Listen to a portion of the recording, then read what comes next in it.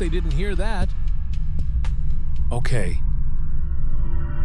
It's 2:13 in the morning, and if you're still up, it probably means you're one of the few who know the truth, or at least know that the truth has a weird walk, size 28 shoes, and may suffer from chronic arch pain. You're tuned in to Ghost to Coast AM. I'm Alex, and tonight is episode 4, Big Flat Foot Problem. Our guest tonight is Jerome, a software engineer, pretend hiker, nerd, and reluctant Nike shoe donor. Jerome, welcome. Thanks, Alex. I guess, appreciate you having me on, despite the circumstances. Now, Jerome, you and your lover, Paul, went out to Northern California, Bluff Creek, the site of the famous 1967 Patterson-Gimlin film. But you weren't filming. You were hunting truth. What happened out there? He's not my lover, we're just friends. Uh-huh. Well, anyway, we'd been planning the trip for a while. I'd just picked up a fresh pair of Nike Air Jordans, white with the red stripe, limited drop. Paul said they looked dope. I kept them in the box, in the trunk of my Tesla. I don't hike in Jordans. That would be stupid. Naturally. We stayed for 3 days, ate Spam, Hawaiian bread, Coke Zero. We heard some howls, maybe a coyote, maybe Paul farting. Hard to say. Nothing major. But on the 4th night, right before we went into our tents, we heard it. Heard what? Footsteps. Slow. Heavy. But one of them dragged like it had sciatica or plantar fasciitis. We looked at each other, Paul and me, not me and the Bigfoot, and we grabbed the harpoon gun and machete. Yes, we brought a harpoon gun. We were just about to get our beauty sleep. We were barefoot in our pajamas. It was bad prep. What you're describing doesn't just sound like Bigfoot. It sounds like an injured Bigfoot. Yeah. It showed up. Full frontal Bigfoot. 8 feet tall, reeking of wet moss and beef jerky. It howled in our faces like it was mad we interrupted its TED Talk. We panicked, dropped our weapons, ran barefoot across rocks, twigs, some suspiciously warm moss. I don't want to know what that was. How far did you run? Block. Maybe less.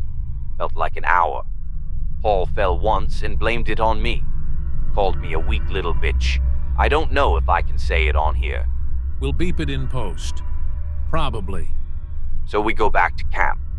Bigfoot's there, rifling through our stuff. He finds the Jordans, opens the box, sniffs them like he knew what they were. Like he was sneaker aware. You think Bigfoot understands branding? Oh yeah.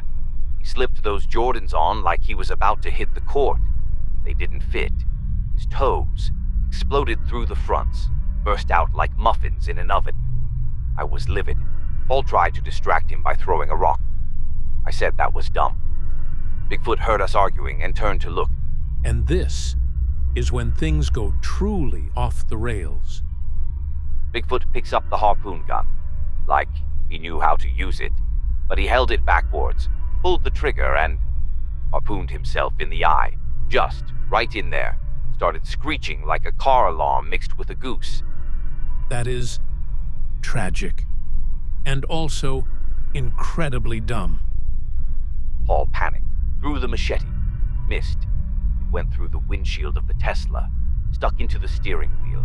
It looked like we parked in Mad Max territory. Then, I grabbed a rock, about the size of a softball, threw it as hard as I could, hit Bigfoot right in the balls. Incredible. He screamed like a banshee going through puberty, collapsed, wasn't moving, wasn't breathing. I took the Jordans off his feet. I was still mad. Did he die from the impact? I think so. It was a clean hit, like center mass. I've never seen a creature go down that fast from anything other than a Costco hot dog. We bailed. We didn't want to be the guys on the news. 2 city men murder most famous monster with rock and questionable footwear. So you left the body? Yes, but the mountain didn't want us to leave. Go on. The road back changed, became unfamiliar. Looped. Tesla battery died after 2 hours. Should have known better. Paul's idea. We walked barefoot until an old black car picked us up. The driver never spoke, just grunted. It smelled so bad in that car. If there was ever a diarrhea bath with a hint of tacos, the car was the tub. So I just kept trying to tell him to get us to a store or something, but I couldn't tell if he understood. Eventually, we communicated by pointing. Drove us to a gas station, then vanished. Vanished? Turned to thank him. Car was gone. No sound, no taillights, no dust, just gone. But the poop smell was still strong in the air. Jerome, did you ever report what happened? No, I didn't want to be detained. Or dissected. There are no reports of a Bigfoot body being found in Bluff Creek. No news, no sightings, no footprints, nothing. Strange. That's what bothers me, like it never happened. But the shoes are still ripped. The Tesla's still got a machete in the dash. And my feet still hurt. Yeah, that's it. Well, thank you, Jerome. Ladies and gentlemen, was it all a hoax? A hallucination brought on by Spam and zero sugar soda? Or is there, out there in the woods, a Bigfoot with flat feet and a grudge? Well, I'd say that's a good finisher for tonight. We'll see you next time on Ghost to Coast AM. Remember to like and subscribe for more Ghost to Coast